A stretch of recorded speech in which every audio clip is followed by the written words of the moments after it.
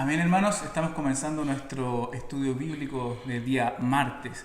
Le damos la bienvenida, estamos contentos de que nos estén acompañando, de que se hayan tomado este tiempo para estudiar juntos la palabra de Dios. Y este libro tan maravilloso que hemos ido aprendiendo capítulo a capítulo, que es el libro de Éxodo. Hemos aprendido quién es Dios, lo que hizo Dios por su pueblo, inclusive lo que sigue haciendo por nosotros hoy en día. Así que vamos a seguir aprendiendo más lecciones de eso. Estamos nuevamente con nuestro pastor, le damos bienvenida a nuestro pastor. Muchas gracias, Carlito. Muchas gracias al Señor por concedernos esta oportunidad de estar aquí, delante de nuestros hermanos y delante del Señor. Amén. Amén. También estamos con nuestro hermano Alberto. Agradecido una vez más de estar con ustedes, hermanos, ahí en su hogar y junto a nuestro pastor. Por lo tanto, solamente da gracias a Dios por el momento y la oportunidad que Él nos da de poder compartir su palabra. Amén.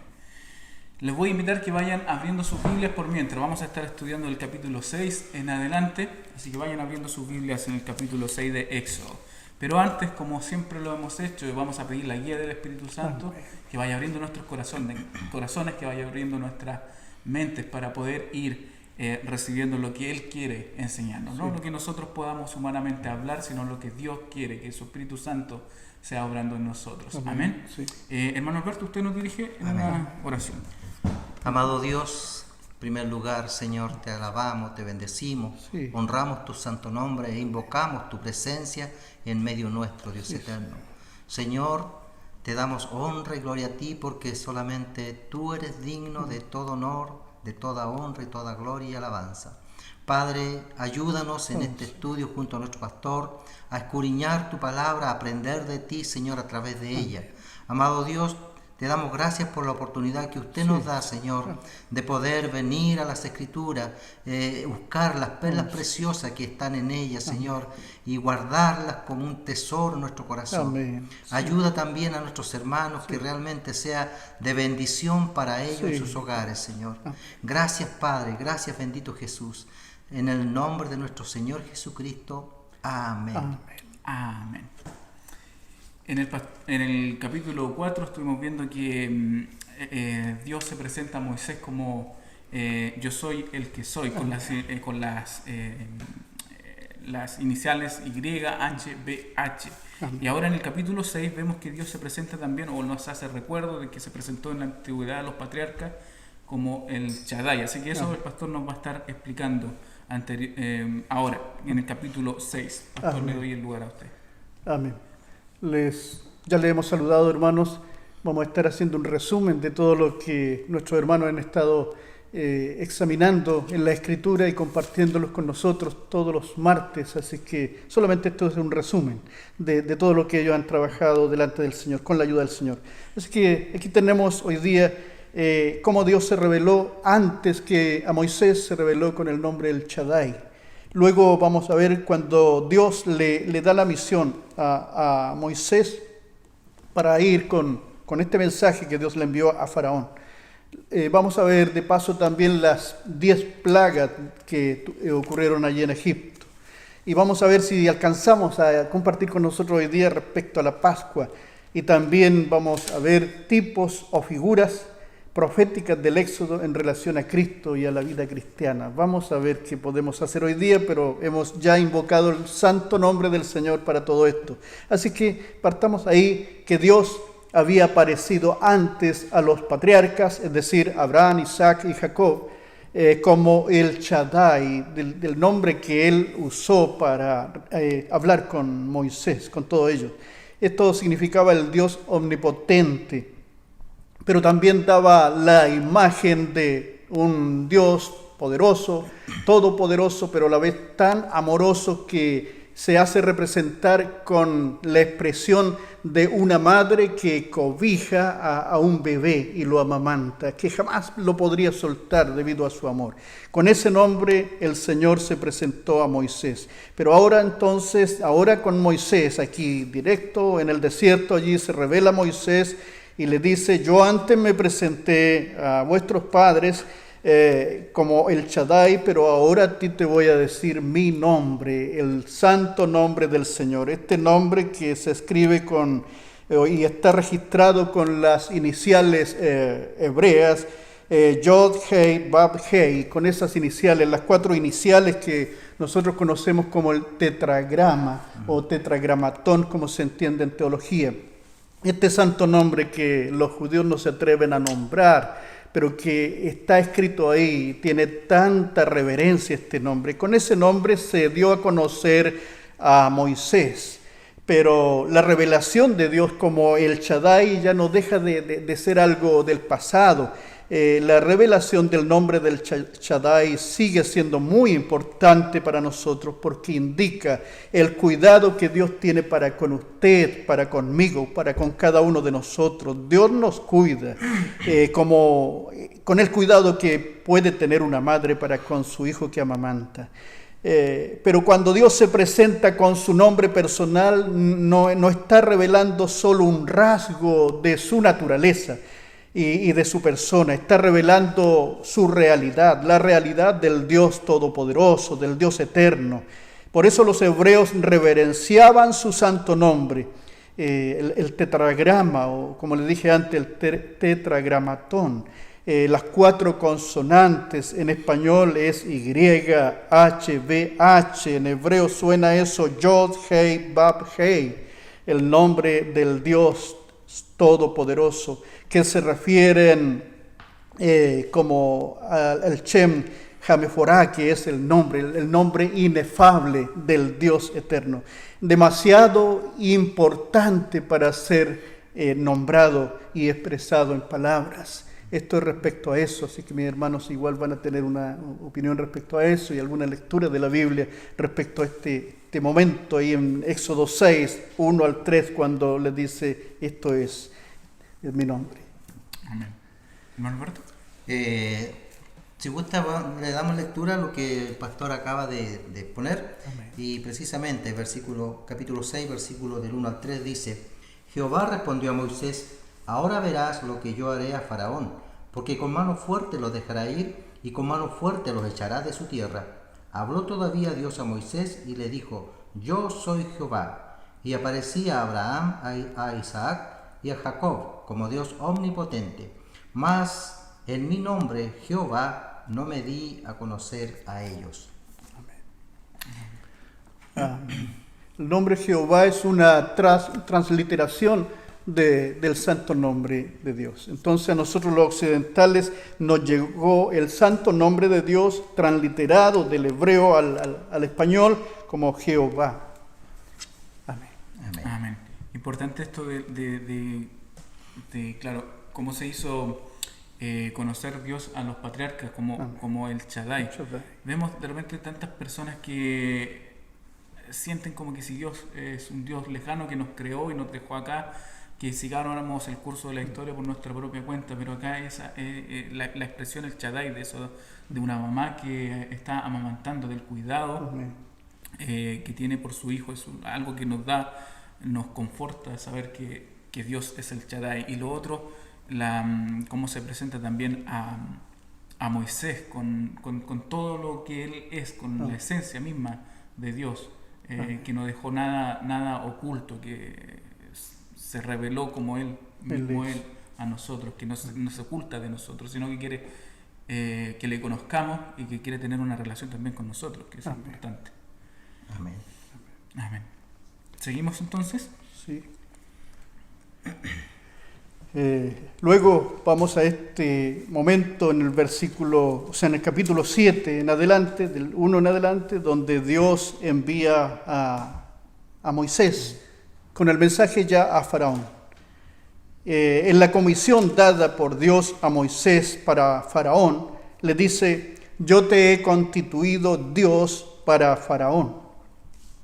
Se entiende que Moisés es enviado por Dios a Faraón con amplios poderes, como embajador de Dios, así como el Señor nos dice a nosotros los cristianos, ustedes son embajadores de Cristo, embajadores de Dios.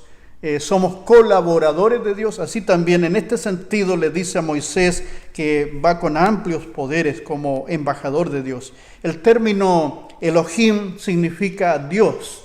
El término Elohim significa Dios, pero también se usa para referirse a personas y dignatarios importantes, sobre todo que tienen que ver con las leyes en el hebreo.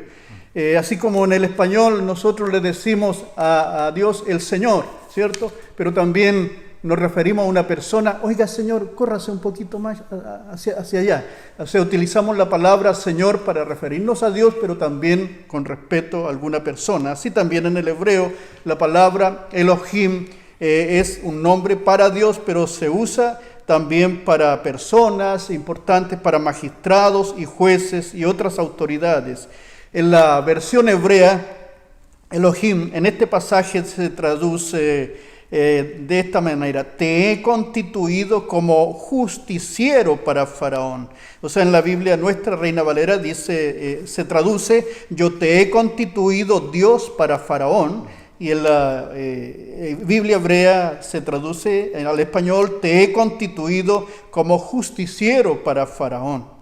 En la comisión que Dios le da a Moisés para Faraón, le dice, yo te he constituido Dios para Faraón. Y en toda la Biblia, quisiera comentar que en toda la Biblia no se da pie a que un hombre tome la posición de Dios, como algunas sectas pseudo cristianas que podría nombrarla o no nombrarla, pero hay sectas que son pseudo cristianas que creen y afirman en sus creencias que el hombre va a evolucionar o está evolucionando hasta llegar a la condición de Dios. Eso nosotros no lo creemos y eso tampoco este texto no lo afirma. Dios le está diciendo a Moisés, te he constituido como justiciero para Faraón, como representante mío, le dice Dios a Faraón, como alguien que lleva un mensaje especial de parte de Dios a Faraón. Es una expresión lingüística lo que dice ahí el pasaje de Dios para Faraón, o la palabra Elohim, sí. También se utiliza para personas con un rango importante, jerárquico. Ese es el capítulo 7. Dice, Jehová dijo a Moisés, mira, yo te he constituido Dios para Faraón, y tu hermano Aarón será tu profeta. Tú dirás todas las cosas que yo te mande, y Aarón tu hermano hablará a Faraón para que deje ir de su tierra a los hijos de Israel. Y yo endureceré el corazón de Faraón y multiplicaré en la tierra de Egipto mis señales y mis maravillas. Y el Faraón no os oirá, mas yo pondré mi mano sobre Egipto y sacaré a mis ejércitos, mi pueblo, los hijos de Israel, de la tierra de Egipto con grandes juicios. Y ahí hace una referencia a las plagas. En el pasaje donde dice yo endureceré el corazón del Faraón, ¿qué significa eso? Esa palabra, yo endureceré el corazón del Faraón, es Dios hablando ahí. Mi hermano Alberto igual va a tener la palabra, pero respecto a esto quisiera decir que es una palabra algo difícil, porque Dios no quiere que nadie se pierda, en realidad esa es la voluntad de Dios, pero de repente se enfrenta con nuestra terquedad. Dios sabe que somos tercos de corazón y hay gente que se endurece en su terquedad, y este fue el caso de Salomón, una persona terca que Dios le trae un mensaje de buena voluntad, quiere sacar a su pueblo de ahí, pero él se empecina, Faraón se empecina en su propia terquedad, en su propia obstinación, contradiciendo a Dios.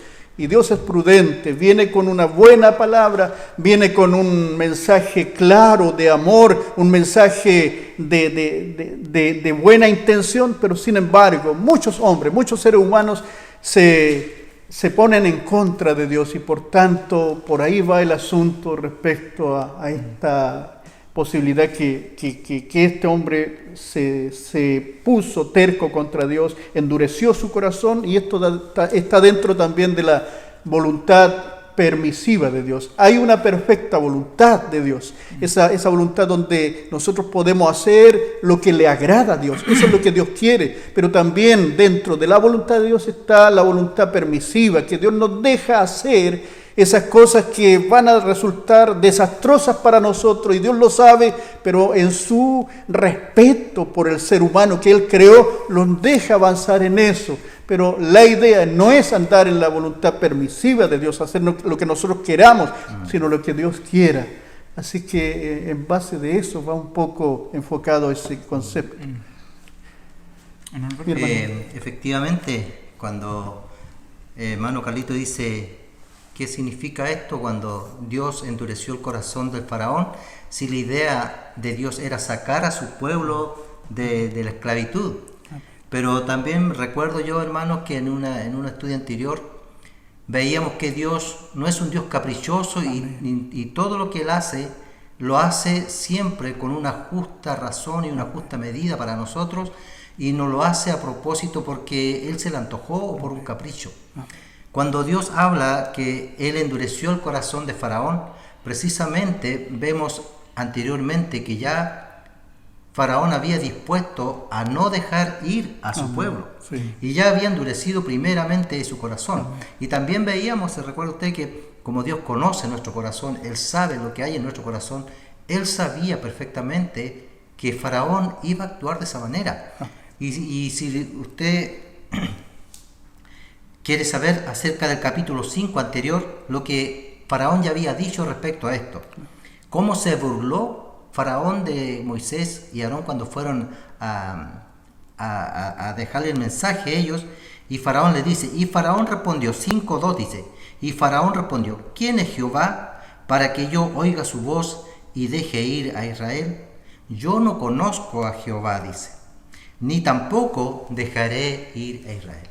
Se da cuenta que ya había una disposición de no dejar ir a Faraón. Lo que hizo Dios en este caso, lo que podemos entender, es que solamente Dios al hacer eso con Faraón, simplemente era añadir algo más para simplemente mostrar su gloria. Amén. Para que quede claro que Él era el Dios Todopoderoso, para que no haya ninguna duda de que Él era el único Dios en Egipto, el Dios verdadero. Y por eso cuando dice que endureció el corazón de Faraón, también usted se recuerda que también yo hablé acerca de un principio que encontramos en la Biblia, no está explícitamente escrito acá, pero podemos ver este principio de la reciprocidad. Todo lo que Dios hace es porque primeramente uno ha dispuesto anteriormente, y Dios solamente actúa en respuesta a lo que uno hace.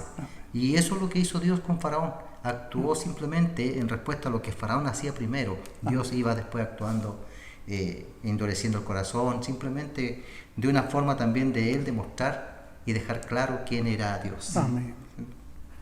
Importante la obediencia que nosotros podamos tener también a Dios. Podemos también caer en esto mismo de que cayó el Faraón, de repente desobedeciendo a Dios, desobedeciendo las leyes, los mandamientos de Dios, podemos también ir endureciendo nuestro corazón. Así que también es un asunto igual peligroso no jugar con ese tipo de cosas. Y bueno, más adelante vamos a ver en qué termina la historia del faraón con esto, con ir desobedeciendo, con no dejar el pueblo de Israel, con no escuchar a Dios y no hacer lo que Dios quería. Así que es también algo que podemos aprender la lección también. La terquedad, la obstinación es algo malo, muy malo para nosotros mismos, pero hace contradecir el mandamiento de Dios. Cuando el Señor le dijo se me olvidó el nombre, Saulo, el primer rey de Israel, Dios lo desechó a causa de su obstinación. Y le dijo a través de Samuel, le dijo que porque el pecado de la obstinación es más grave que la adivinación y la idolatría. Así es que grave la obstinación, porque nos pone al otro lado de la voluntad de Dios. El Señor nos ayude. En ese pasaje, podríamos hacer un paréntesis, pero me quedó la duda. En el pasaje que acabas de decir, dice que el pecado de la obstinación es más grave que el pecado de la idolatría. La desobediencia y la obstinación, le dijo, es más grave que la idolatría, y que la idolatría, se me escapó lo otro, la obstinación y la desobediencia es más grave que la idolatría y la adivinación. Wow. Sí.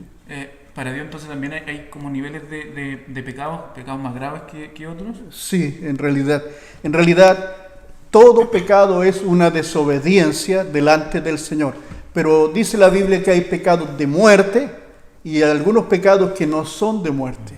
O sea, algunos pecados nos confrontan totalmente delante de Dios y nos dejan afuera de la salvación. Este pecado más grave que dice la Biblia es el pecado contra el Espíritu Santo. Ese pecado ya es un pecado de muerte.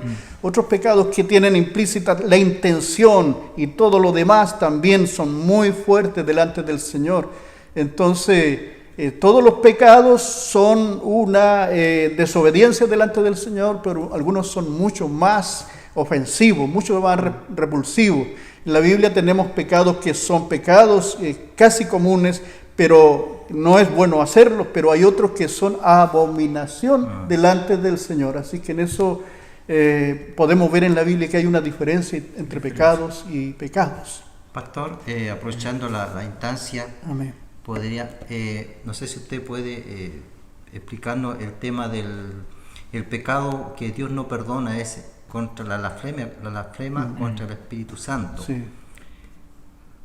Inclusive yo creo que muchos hermanos no lo tienen muy claro, ni yo tampoco, hermano, lo reconozco. ¿Nos podría explicar un poquito más de esto? ¿Cuál pecado específicamente contra blasfemar contra el Espíritu Santo y podemos no ser perdonados por blasfema contra el Espíritu Santo, que es algo gravísimo y que deberíamos tenerlo claro nosotros? Amén. Hay dos cosas en este pecado. Una es criticar algo que está haciendo el Espíritu Santo. En realidad hay cosas que está haciendo el Espíritu Santo y hay gente que irresponsablemente se las atribuye a Satanás. De repente una sanidad, de repente una palabra que está diciendo Dios a través del Espíritu Santo y alguien dice, no, eso es del diablo. Eso es grave, hay que tener cuidado con el juicio que nosotros hacemos a una manifestación espiritual. Por otra parte, sí hay que tener cuidado, hay cosas que alguien se las atribuye al Espíritu Santo y es la carne, a veces el enojo de la persona, a veces es sus propios sentimientos y los mezclan. Entonces, por eso es necesario el discernimiento. Pero una de las situaciones que cometieron allí los fariseos contra Jesús era que Jesús estaba obrando sanidades y milagros por el poder del Espíritu Santo y los fariseos se lo atribuyeron a Satanás. Eso es grave, eso es parte de lo que tiene que ver el pecado contra el Espíritu Santo. La otra parte tiene que ver con la obra fundamental que hace el Espíritu Santo en el corazón de la persona, es revelarnos a Cristo, darnos a conocer a Cristo. Y si nosotros no creemos en Cristo, estamos también pecando contra el testimonio del Espíritu Santo y nos deja fuera de la salvación. Porque si alguien, aunque sea buena persona, aunque viva una vida intachable, si ha rechazado a Cristo, está rechazando su propia salvación. Y esto es un pecado contra el Espíritu Santo, porque el Espíritu Santo está tocando la palabra y trayendo el testimonio del Espíritu a nuestro corazón y nosotros le rechazamos. Entonces también tiene que ver esas dos cosas con el pecado contra el Espíritu Santo. No sé si me han entendido, pero sí. Esa es... Efectivamente, me quedó mucho más claro. ¿Sabe por qué le preguntaba esto, pastor? Porque muchas veces livianamente nosotros usamos al Espíritu Santo por cualquier cosa. Inclusive hay hermanos cristianos, yo lo he escuchado decir, muchas veces se refieren a la obra del Espíritu Santo cuando ven a una niña embarazada. O por ejemplo, usted dice, no me vas a pegar el Espíritu Santo, dice, refiriéndose a un embarazo de una persona. Y muchas veces usamos esta palabra, yo no quiero que se me pegue el Espíritu Santo. Cuando vemos a alguien embarazado, he escuchado a algunos hermanos decir, no me vas a pegar el Espíritu Santo. Como una forma de decirlo y a veces sin pensar mucho. Esa es una necedad, una falta de respeto a Dios. Cuando vimos antes respecto al santo nombre de Dios, los rabinos judíos prohibieron al pueblo, no lo prohibía la Biblia, pero sí ellos lo prohibieron, no usar el nombre de Dios para que no lo usaran en vano. Y nombrar al Espíritu Santo en vano como esa necedad de decir eso, estar usando mal el nombre del Espíritu Santo. A veces algunos cristianos evangélicos, de repente ellos saben que están sintiendo algo de su propio corazón y dicen, esto dice el Espíritu Santo. A veces hablan algo respecto a su propia conveniencia y dicen, esto dice el Espíritu Santo. Eso lo he escuchado otras veces y es según la propia conveniencia y el sentimiento de la persona. Así que por tanto debiera respetarse absolutamente el nombre de Dios y especialmente también respecto a esta palabra, la mención del Espíritu Santo cuando algo es absolutamente humano. Amén. El cuidado que hay que tener. Amén. Entonces. En reverencia. Sí. Amén. El cuidado y sobre todo, claro, en la sociedad donde estamos, que el nombre de Dios se toma tan a la ligera. Se utiliza mucho para eso mismo del Espíritu Santo, sí, o un montón de otras cosas más. Debemos tener mucho cuidado de no usar el nombre de Dios en vano. En vano. Amén. Amén. Continuamos con el capítulo 8. Nos vamos a las plagas. A las plagas. Aquí ya vamos a las plagas de Egipto. ¿Cuántas plagas son? 10. 10 plagas. Aquí las plagas hablan de los juicios de Dios a la impiedad, a la idolatría y a la terquedad y obstinación de Faraón.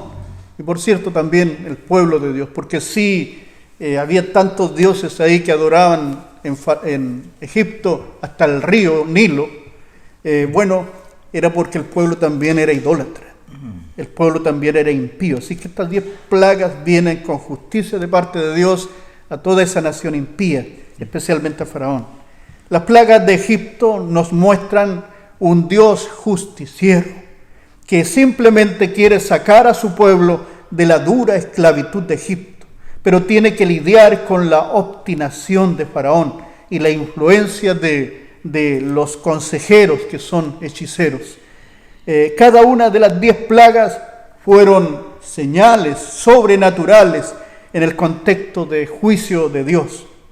La rebeldía y la terquedad de Faraón lo llevó a la ruina y condujo al desastre a su propio pueblo. Las creencias en diversas divinidades, la idolatría, supersticiones y hechicerías que habían allí resultaron nulas ante el poder de Dios. La terquedad, la impiedad, la obstinación y el egoísmo del ser humano hace que esa historia se repita en muchas oportunidades.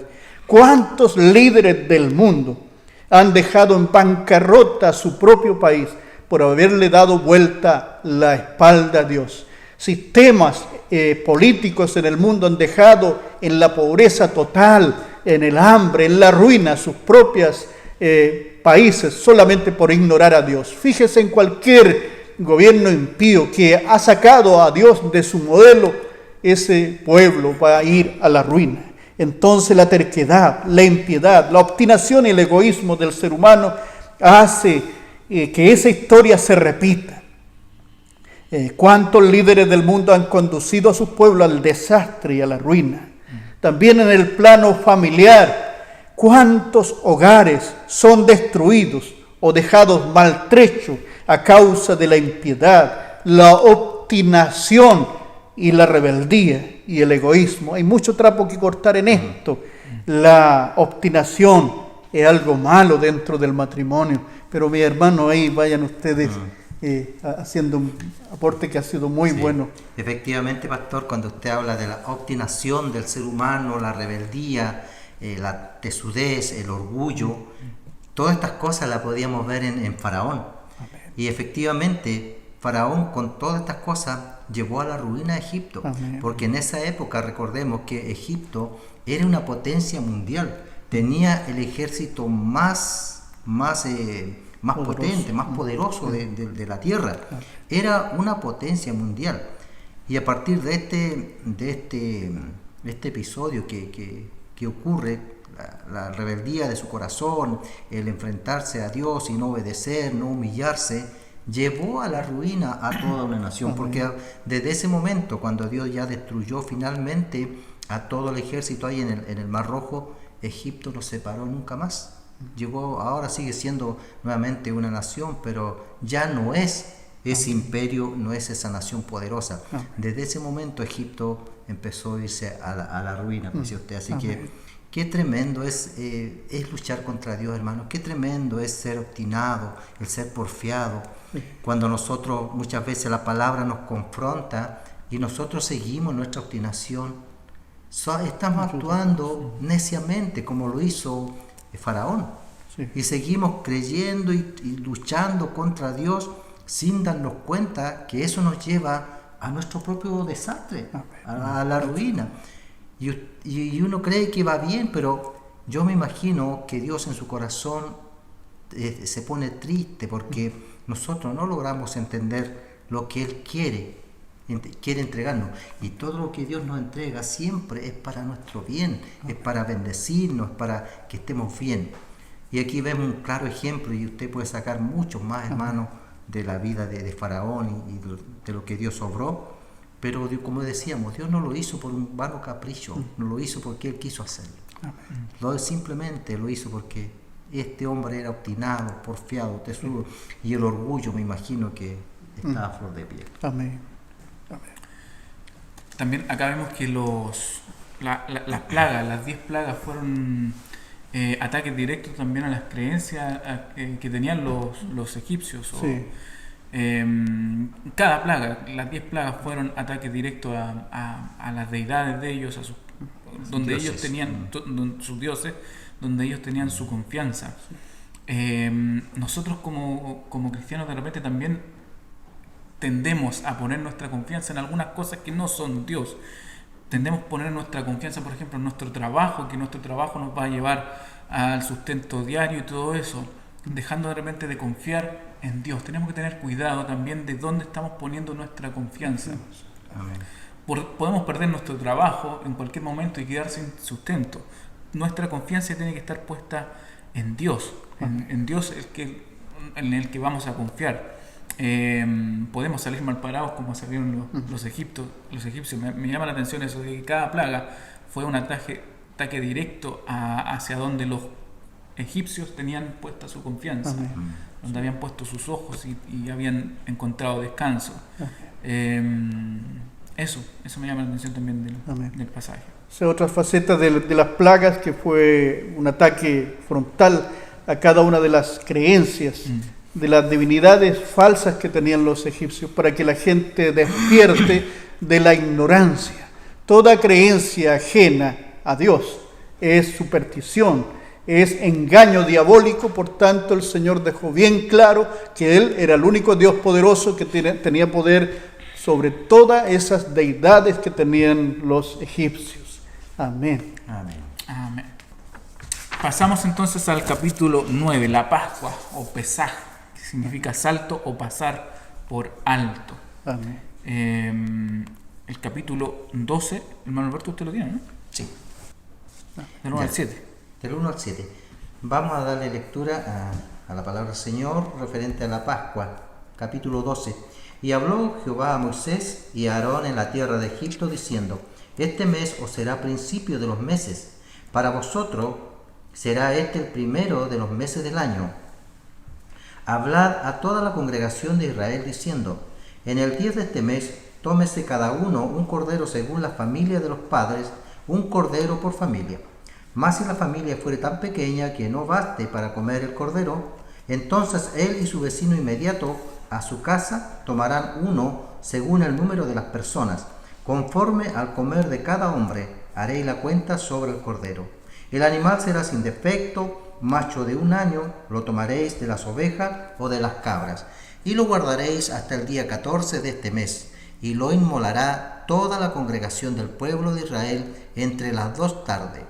Y tomarán de la sangre y la pondrán en los 2 postes y en el dintel de las casas en que lo han de comer. Y aquella noche comerán la carne asada al fuego y panes sin levadura, con hierbas amargas lo comerán. Amén. Hasta. Eso es. Amén. Aquí tenemos la Pascua, como leían nuestros hermanos. En hebreo es Pesaj. Significado salto o pasar por alto. Éxodo 12.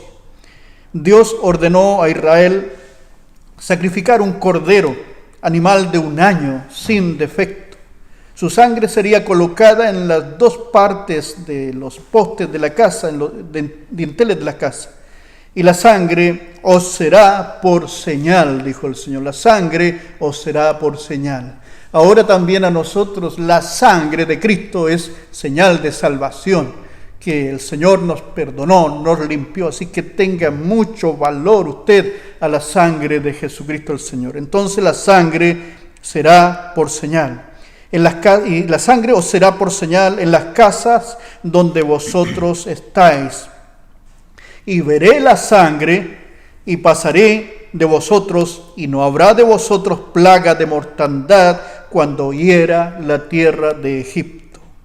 Comeréis la carne, ahora respecto a cómo, después de sacrificar este cordero, le dice, comeréis la carne asada al fuego, panes sin levadura, serían los elementos que ellos usarían en la Pascua, el cordero asado al fuego, panes sin levadura, comeréis ceñidos vuestros lomos y calzados vuestros pies, que esto nos recuerde que somos peregrinos en esta tierra, estamos de paso. Así que la Pascua se celebraría así, ceñidos vuestros lomos y calzados vuestros pies, como que si estuvieran listos para partir, y el bordón, el bastón en vuestra mano, y lo comeréis apresuradamente, porque es la Pascua de Jehová. Este día será en memoria y lo celebraréis como fiesta solemne cada año. Ese día Dios libró a Israel, el 14 de Nisan o de Abib, entre marzo o abril en nuestro calendario. Y se establece que esta fiesta sea guardada en conmemoración de la libertad de la esclavitud de Egipto.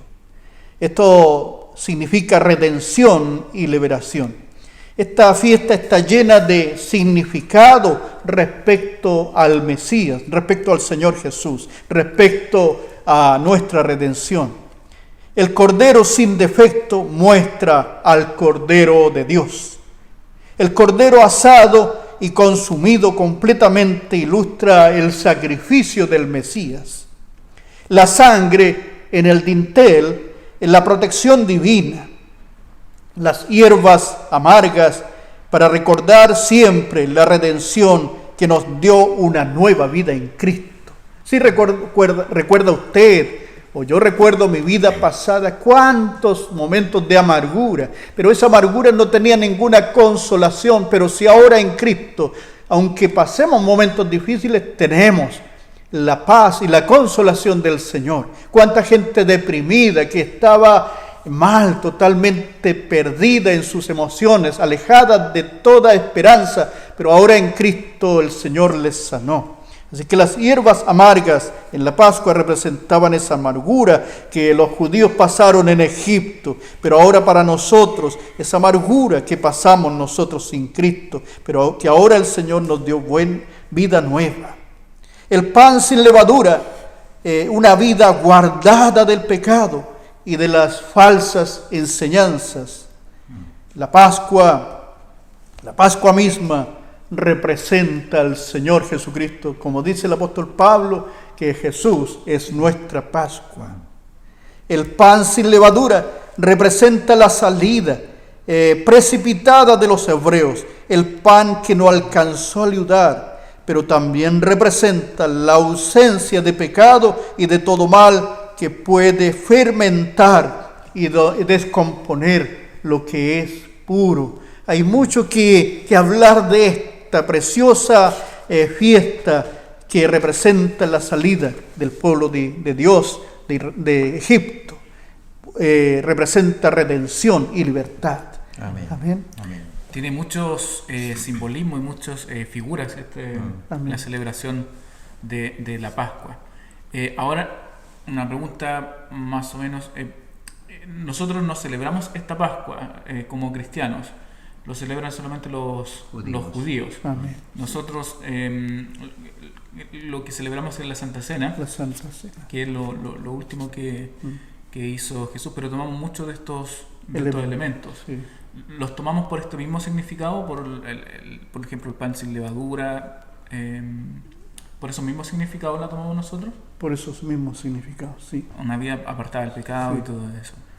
Lo único que no participamos del cordero asado y de la hierba amarga, sino Bueno, como el Señor mencionó ahí en los evangelios, en todos los evangelios donde dice que Él celebró la Pascua, porque Él celebró la Pascua con sus discípulos, pero para nosotros viene siendo la última cena del Señor.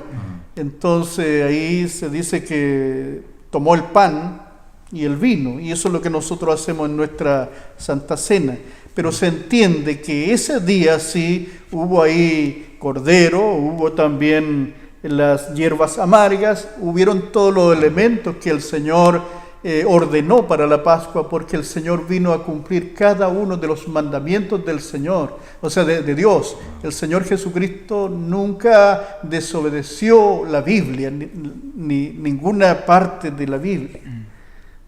Hermano Alberto. Y también, bueno, también nosotros la celebramos porque nuestro Señor Jesucristo, él mismo, dejó instituido esto, que nosotros hiciéramos esto en memoria de Él. No recuerdo el pasaje que sale, pero Él la dejó e instituía también que nosotros deberíamos hacerla cada vez que la hagamos. Debíamos recordar esto mismo, el sufrimiento de Cristo.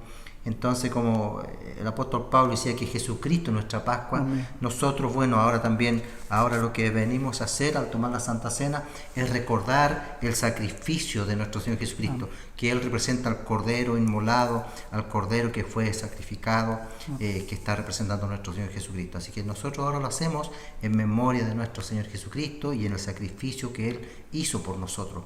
Y eso es lo que hacemos cuando venimos y tomamos la Santa Cena. Amén. Con los hermanos. Amén. A mí me... Sí. Después. No.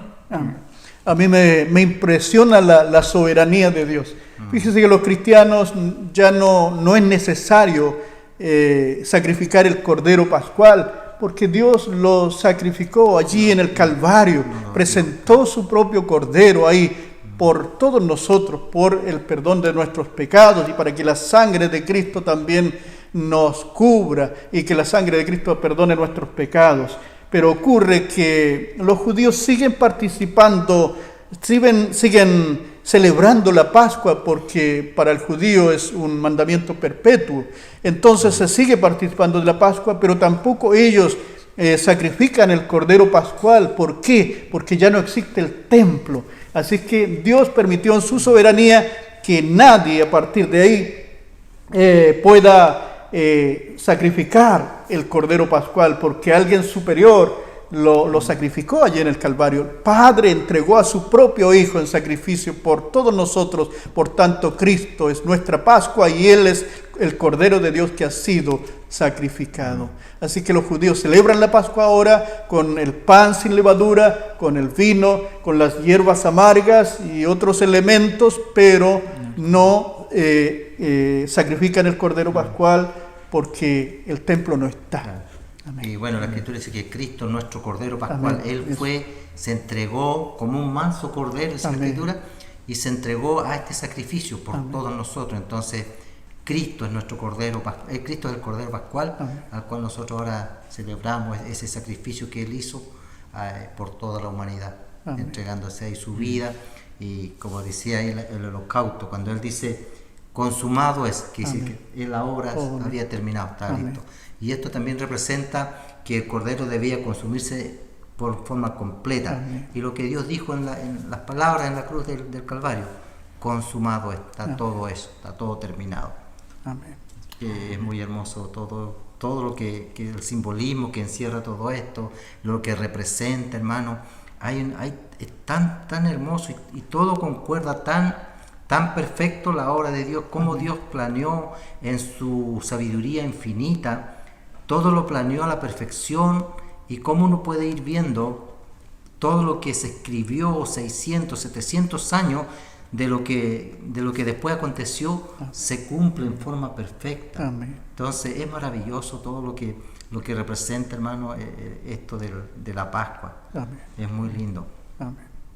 Si ustedes se fijarán, cuando Juan el Bautista estaba predicando, antes que Jesús hiciera su aparición pública, Juan el Bautista predicaba, y cuando viene Jesús a bautizarse al Jordán, Juan el Bautista lo proclama inmediatamente: este es el Cordero de Dios. Así que el Señor Jesucristo es el Cordero de Dios que quita el pecado del mundo. Amén. Amén. Se nos acabó el tiempo. Habíamos dicho que íbamos a estar a ver los tipos o figuras proféticas del Éxodo en relación a Cristo y a la vida cristiana, pero yo creo que lo vamos a tener que dejar para la próxima semana. No alcanzamos. Así que, pero la próxima semana vamos a estar viendo este tema que también es bien importante. Yo creo que ahí ya estamos terminando nuestro resumen para continuar después, seguir estudiando hasta el capítulo 30, 40 capítulos. Bueno, quedan hartas clases más. Sí. Pastor, ¿alguna palabra? Amén. Entonces les invitamos para el próximo martes. Entonces vamos a ver los tipos o figuras proféticas del Éxodo en relación a Cristo y a la vida cristiana, y algo más todavía que de tanto realce, de tanta importancia dentro de la historia de la salvación. Estas cosas que nosotros no podemos de ninguna manera ignorar. Si ignoramos algo de esto, alguien nos va a contar el cuento respecto a Dios. Carlos decía delante respecto a Dios, este Dios único, mi hermano Alberto también estaban diciendo, este Dios que es persona, que tiene un nombre. Entonces, este Dios no es algo así, una cosa, sino es una persona divina. No es alguien que nos puso aquí en esta vida nada más y nos dejó echar a andar solos, como alguien que le da cuerda a un reloj y lo deja andar hasta que paró. No, Dios todavía sigue pendiente de todo lo que nosotros hacemos, ayudando que las naciones avancen hacia adelante, y Dios no nos ha abandonado, no ha abandonado a su creación. Dios es con nosotros. Y teológicamente se entiende esto del teísmo, que este Dios es un Dios personal, un Dios que todavía tiene injerencia en la historia humana. En cambio, hay otra idea teológica, por otro lado, falso, que es el deísmo, que piensa que Dios creó las cosas, pero las dejó echar así a su mundo, a su manera, como se las puedan arreglar. Hay otra idea de Dios que es el panteísmo, que esto es todo Dios, así que no vamos a aceptar ese cuento, sino vamos a creer lo que dice la Biblia respecto a Dios. Un Dios que nos cuida como el Shaddai, un Dios que es conductor de la historia, un Dios que tiene injerencia en todas las acciones de la vida. Amén. Ese es nuestro Dios, ese es el yo soy. Amén. El eterno, el todopoderoso. Amén. Bueno, Alberto, ¿algo para terminar? Creo que ya el tiempo se nos vino encima, por lo tanto solamente da gracias a Dios por el tiempo que nos permite de estar nuevamente repasando lo que ya habíamos visto con nuestro hermano Carlos, y es maravilloso, hermano, es maravilloso poder estudiar la palabra del Señor y ver el propósito de Dios, como Él, esta obra que Él comenzó, aún está, como decía nuestro pastor, está pendiente, está presente, y Él la va a terminar. Y nosotros estamos acá estudiando y esperando la segunda venida de nuestro Cordero Pascual, que vendrá, dice, con poder y gloria a rescatar, a redimir a su pueblo. Así que solamente da gracias a Dios por este tiempo, y agradecer a nuestro pastor que está con nosotros aquí sacando perlas preciosas, nuevas perlas que descubrimos en la palabra del Señor. Amén.